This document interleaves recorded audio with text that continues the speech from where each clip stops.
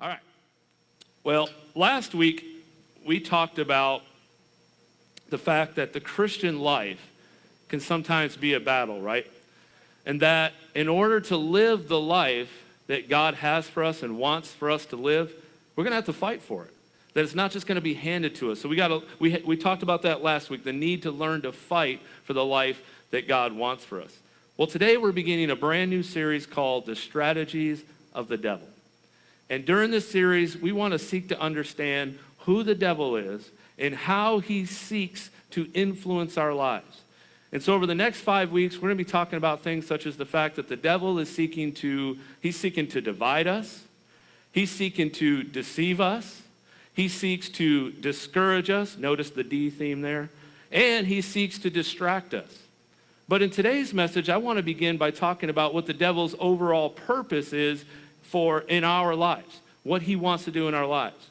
And you can sum that purpose up in 2 words: destroy and devour.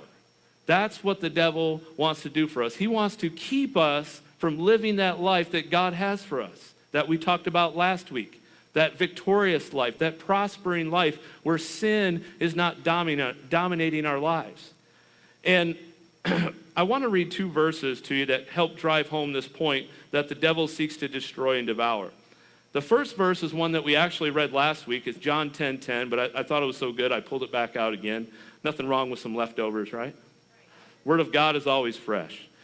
So John 10:10 says this: the thief's purpose is to steal and kill and destroy. And you notice I forgot to do that, my bad. I did it in my notes and forgot to do it on the slide. But notice the word destroy there. My purpose is to give them a rich and a satisfying life. So you see the 2 purposes there. The thief or the devil, he wants to rob, he wants to kill, he wants to destroy the life that God has for us. But God has a good life planned for us. And the other verse is 1 Peter 5:8. Stay alert. Watch out for your great enemy, the devil. He prowls around like a roaring lion looking for someone to devour. It is the devil's chief mission in his existence to destroy and devour our lives. He wants to make our lives an absolute train wreck. And he will do anything he can do to keep us from experiencing and enjoying that rich and satisfying life that God has for us. That life full of love, that life of purpose and meaning, that life lived in the presence of God and doing the will of God. And so he'll do anything he can do. And before I get into the rest of this message and how he goes about destroying and devouring our lives, I think it's important to understand a few things about the devil. Number 1, the Bible is clear that the devil exists, okay? The Bible does not portray the devil as a metaphor for evil or a fictitious character. It is clear that Satan or the devil is a real figure. You know, in pop culture, how is the devil often portrayed? You know the little cartoon character on somebody's shoulder, right? He's got the little horns and the red suit and the pitchfork and, and the little tail, and he's sitting on your shoulder trying to get you to do something wrong.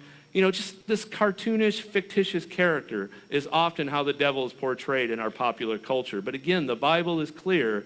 The devil is real, and he exists. Number 2, we got to understand that the devil never has been, nor will he ever be, stronger or more powerful than God.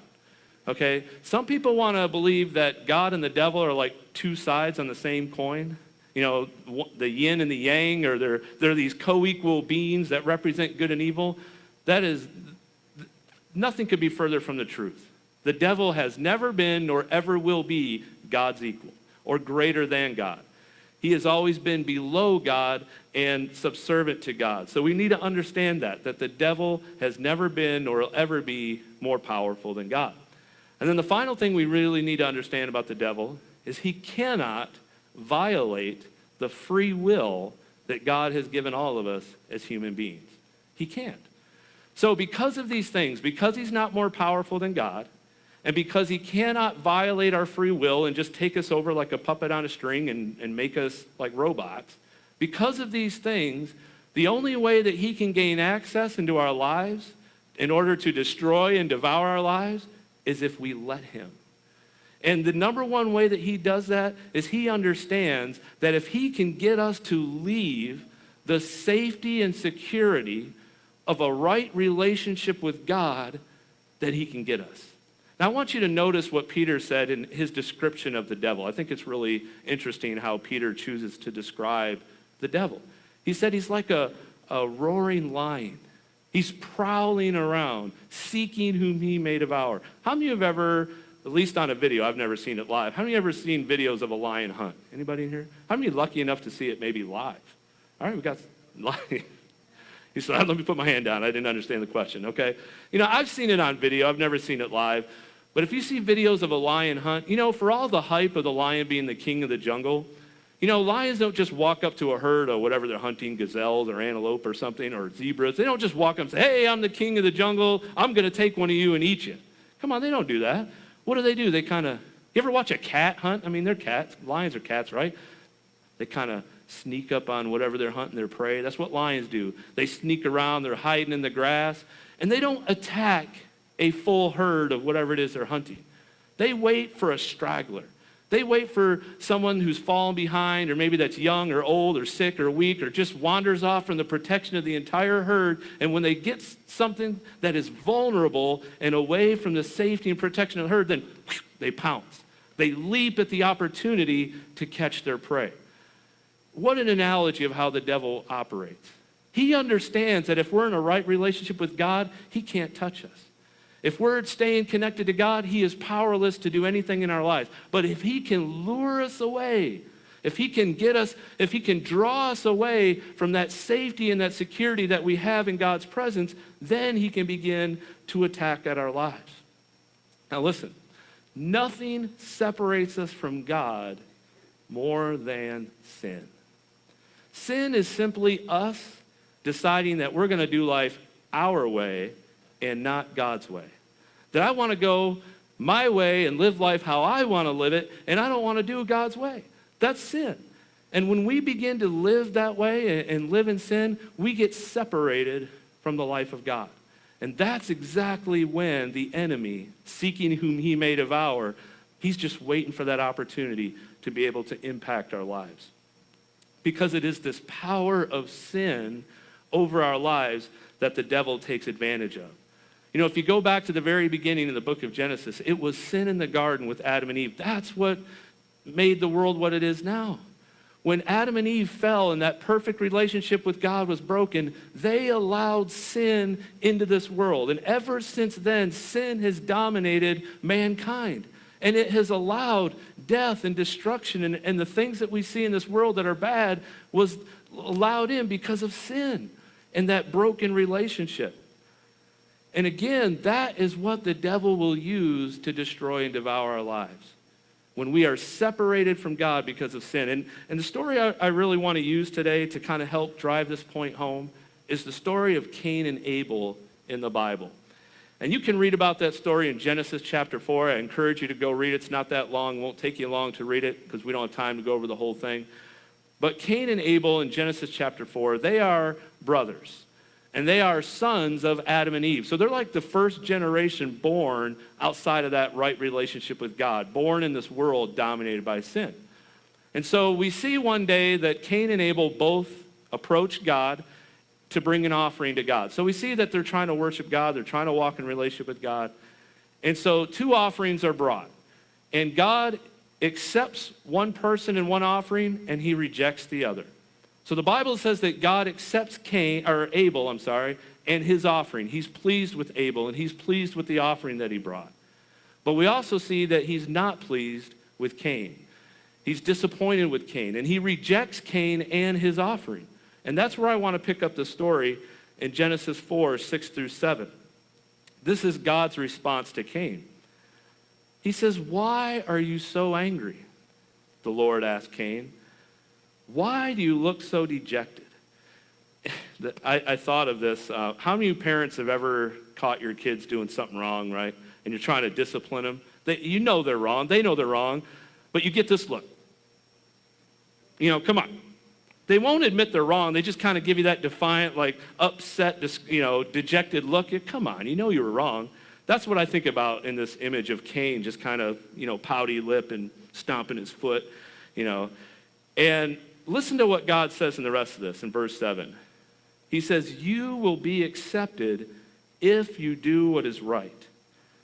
But if you refuse to do what is right, then watch out. Sin is crouching at the door, eager to control you. But you must subdue it and be its master. So through Cain, God really speaks to all of us, even today, and gives us a very important principle to understand in our lives.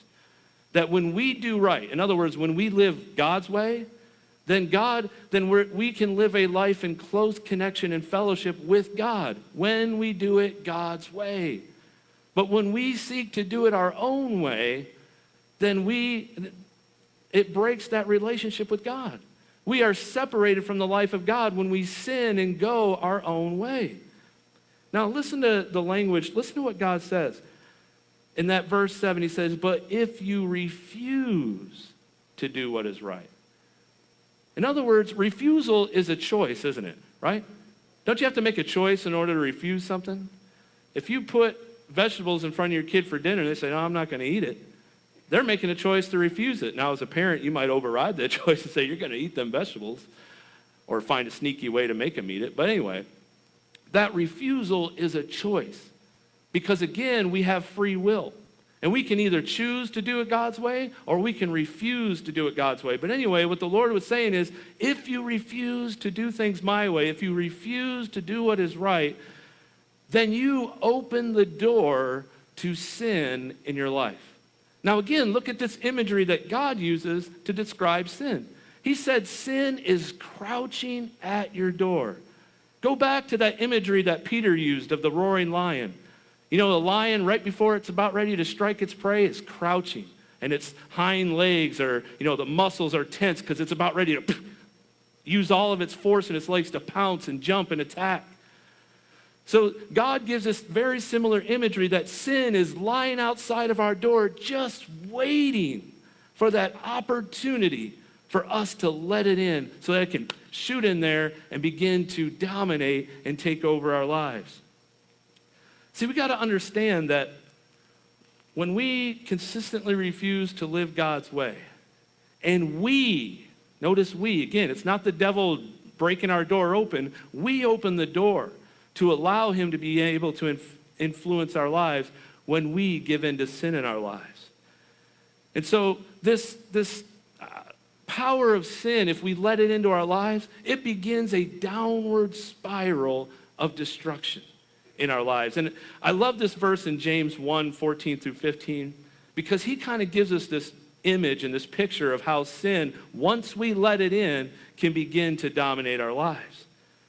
He said, temptation comes from our own desires, which entice us and drag us away. Think about that. Drag us away. Drag us away from what? Come on. Drag us away from what? Drag us away from God. Again, remember, the enemy wants us away from God. He wants us to separate and get away from church and get away from God and get away from the Bible and live in God's way, to get away from the protection and the security that we have in a relationship with God. Because once we're outside of that, then we are vulnerable. Once we begin to refuse to do what is right and give in to sin, we open the door to the devil to come in and begin to wreak havoc in our lives. Now look at this kind of progressive nature of sin. He says in verse 15, these desires give birth to sinful actions. So before the actual actions come, they begin up here, right? Come on, they begin as thoughts. They begin as feelings and emotions that, if allowed to flourish and allowed to grow like weeds in your garden, pretty soon they choke everything out. And eventually they lead to full-blown actions themselves. Now listen to what he says there. And when sin is allowed to grow, it gives birth to death. In other words, if we open the door and allow sin in and allow the power of the devil to come in and begin to wreak havoc in our life, the end result, if it goes unchecked, is it completely destroys and devours our life. It is like a virus that can come in and begin to attack our immune system and attack healthy cells, and just, if left unchecked, will completely destroy the body from within. And that's exactly how sin can destroy our lives. And if you go on and read the rest of the story with Cain and Abel, you realize, unfortunately, Cain does not listen to God. Through his pride and his stubbornness, he refuses to admit that God was right and he was wrong. So he doesn't change his life. He opens that door to sin. And what started off as just anger and dejection with his relationship with God, eventually gives birth to jealousy of his brother. Because I don't know how long time passed, because the Bible doesn't tell us, but I'm sure it was some time that went by after this episode with the offerings. Eventually he starts to look at Abel. Abel's life is good. Abel's got a smile on his face. Abel's enjoying life. Abel's got a great relation. In other words, Abel has everything Cain wants, but Cain can't have it. So he begins to be jealous and envious of his brother. And because he allows these negative emotions and these desires to go unchecked, sin begins to dominate his life until the final result is, one day, him and his brother are out in the field, and he takes a rock and he murders his brother. So because he opened the door, because he refused to do what was right, he allowed the devil access into his life to lead him down a dark and deadly path, to where eventually sin absolutely consumed and destroyed and devoured his life. And he missed out on the life that God had for him. Now look, I know that every single one of us in this room today can relate to sin in our lives, because we have all sinned, right? Come on. There is not a one of us in here that is sinless, that can say, man, I've lived a sinless life. Only Jesus, the Son of God, can say he lived a sinless life. The rest of us, we're all in the same boat. We have made mistakes. We have blown it. We have given in to bad thoughts, bad habits, bad decisions, all of us. And I can remember times in my life as a Christian. I'm not talking about before I became a Christian, because I didn't think in terms of sinning against God. I didn't believe God exists. But I can remember times in my life as a Christian where I gave in to sin, where I opened the door, and it led to some junk going on in my life. And I can remember sitting there at different points as a Christian thinking, man, how did I get to this place? This is not where I want. This is not what God has for me. This is not where I wanted to be. Anybody in here ever have that moment, that moment where you ask yourself, how in the heck did I get to this place? Come on. Because not a one of us wakes up and, gee, I think I'll destroy my life today. Woohoo! Come on. Nobody grows up saying, gee, I think I'll be an addict when I grow up. I think I'll be this when I grow up. I think I'll just absolutely destroy my life today. Today's a good day to ruin my marriage. Today's the day to take my career that I've worked so hard for and flush it down the toilet. Nobody thinks like that. But yet we end up in these situations. We end up far from the will of God. We end up not living the life that God has for us, because somewhere along the line, we opened the door. We refused to do what is right, and we allowed sin in like a weed in our garden. We didn't tend our garden. We weren't alert. We didn't watch out. And before you know it, that thing grew and it began to consume and devour our lives. So the question is, how do you avoid this? How can you overcome this? James gives us the answer to that too.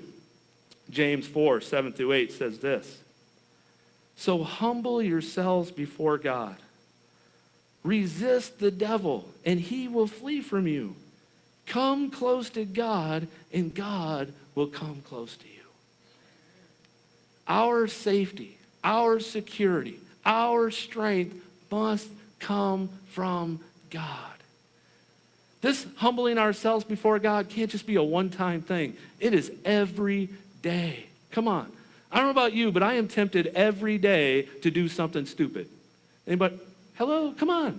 I'm tempted every day to think some crazy, ungodly, stupid thought. And I can either choose to dwell on that, or I can say, you know what, God? No, I don't want that in my life. I reject that in Jesus' name.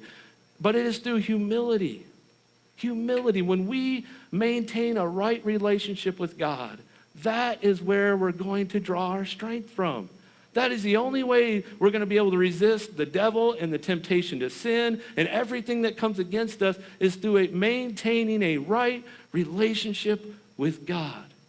So when we come before him with humility, you know what humility is? Humility is, yes, Lord. That's exactly what Cain didn't do. Cain was like this, I don't care what you say, I'm going to do it my way. And we may not look like that on the outside physically, but a lot of times with God, that's how we are. I don't care what you say, God, I'm going to do it my way. Go ahead. How's that work for you? I've done that before. It doesn't work very well.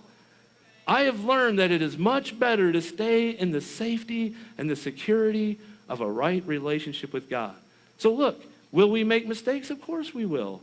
The key to maintaining that right relationship with God is just being humble and say, hey, God, I made a mistake. Please forgive me, and he will. God is merciful and gracious. But if we allow that sin to go unchecked, if we continue in it, if we dig in our heels through stubbornness and pride and say, I'm going to do it my way, then I'll say like God did to Cain, watch out, because you are heading for a train wreck in your life. And nobody but the grace of God will be able to prevent it. So we really need to listen to the warning of God. And as I begin to close today and the band comes back up to lead us in some more worship, I just want to encourage you today that if you're here today and maybe you feel like, man, your life is being destroyed and devoured, and if you've allowed some sins to enter into your life, I want to encourage you that we serve a gracious and merciful God. He doesn't ask for perfection from us, but he does ask for honesty and humility. And that is the key, number one, to coming back. If you're here today and you're not even a Christian, maybe you're here today like I was 20-some years ago. You don't even believe in God. You think this is all just, the devil's just little cartoon characters, and so is God. Well, maybe something you've heard today has sparked something in you to say, gee, maybe I will believe this today. Maybe today is the day where I finally decide to believe in God.